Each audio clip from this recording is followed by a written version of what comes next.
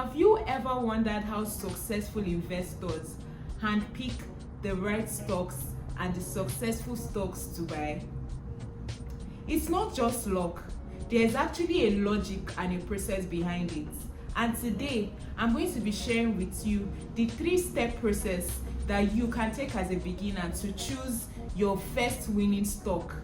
No fluff, no complexities, no guesswork, just actual practical steps.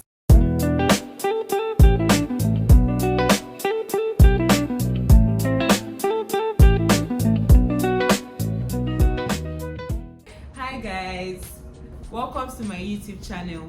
My name is Margaret Oduwole and I'm your friend in financial and lifestyle affairs.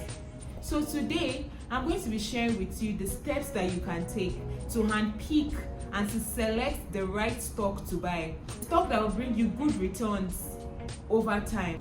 Now, the very first and most crucial step in this process is one, you have to understand the company that you want to buy a share or a stock from. Beyond, just the symbol and the figures you see on your screen, you have to actually understand the business behind the stock. You have to know this company, what do they do? What are the products or the services that they offer? You have to be able to explain that confidently. You also have to know what the company does. Then you know what the company does and you know the products or the services that they offer, you have to be able to look at it, based off current trends, right? These products or these services that they offer, is there a possibility that over the next 5 to 10 years, these services or these products, they will still be necessary, right? For instance, let me use Apple as an example here. All love Apple. One thing we know about them is they sell electronic gadgets, right? We know that they sell electronic gadgets. They sell laptops, they sell phones, they sell headsets, they sell AirPods, right? Amongst many other things. If you ask me, is there a possibility that Apple is still going to be here and is still going to grow over the next 5 to 10 years? Yes, right? Because of course we're in a digital world today. Everybody has a smartphone today and I don't see that changing anytime soon. Right now, a smartphone is almost like a necessity. It's no longer a want, it's actually a necessity. The next step that you need to take, right, before purchasing a stock is you have to understand the financial health of the company. You need to be able to check the numbers, you need to be able to check the books. No, you have to be able to check the revenue growth of this company over time. Like, has there been an increase in their revenue or in the company's revenue on a year-on-year basis? Has it been going up or has it been going down? Right? You have to also check the profit margin, right? How much do they keep as profits, right, on a yearly basis? You have to be able to check the debt level as well. It is not abnormal for companies to have debts. It's not abnormal. As a matter of fact, companies take loan, right? This is how they actually, expand their operations and all of that. However, right, if the debt level is very high, that can be a red flag as well, right? If it's very high, that can be a red flag, because no matter how successful a company is, like, enormous debt can actually crumble that company, right? So you have to be able to check that out as well. And getting this information is not difficult at all, right? This data is publicly available, especially when it comes to the US stock market. You can use tools like Google Finance, you can use tools like Yahoo Finance to get this kind of data. Of course, you can use ChatGPT as well. It's even the best part of it, right? Under a couple of seconds, you can just prompt ChatGPT and ChatGPT will return the response or the information that you need. Linking one of my videos up here, right, where I spoke about the prompts that I usually use to get the financial data of a company that I want to invest in. And last but not the least, think long term. People that win in the stock market are investors who are willing to wait it out, right?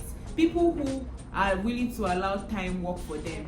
There's this phrase that I picked up somewhere that I really, really like. They said, don't time the market, right? Let time work for you. In relation to this as well, right, for any company that you want to invest in, you have to know who the leaders are, right? Who is leading this company? Is the leader of this company, is this person credible? Definitely don't want to invest your money in a company that is led by fraudulent people or charlatans, right?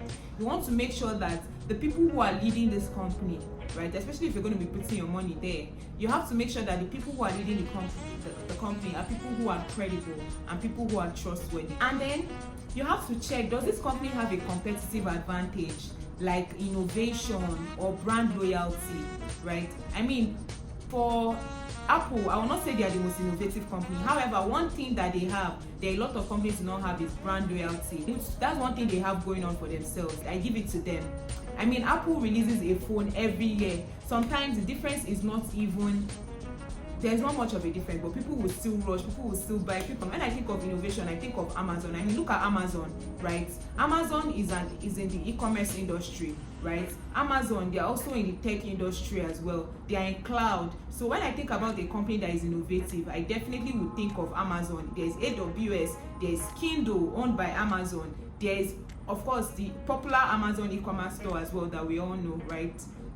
And this was a company that actually started off selling books. So when I think about innovation, I think of Amazon. Amazon is literally like the poster card for innovation. And then lastly, you also want to look at it. Is this company in an industry that is growing? You want to make sure that any stock that you're buying or any share that you're buying a share or a stock in an industry that is growing, an industry that is evolving, right? And not an industry that is already wrapping things up and is already closing shop. Just to summarize everything that we've spoken about today, the 3 key steps that are required for you as a beginner to choose your first winning stock.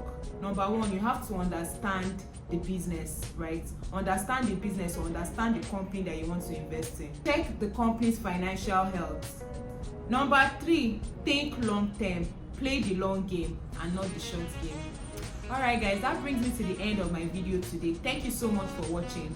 If you enjoyed this video, please don't forget to like, don't forget to share, and don't forget to subscribe.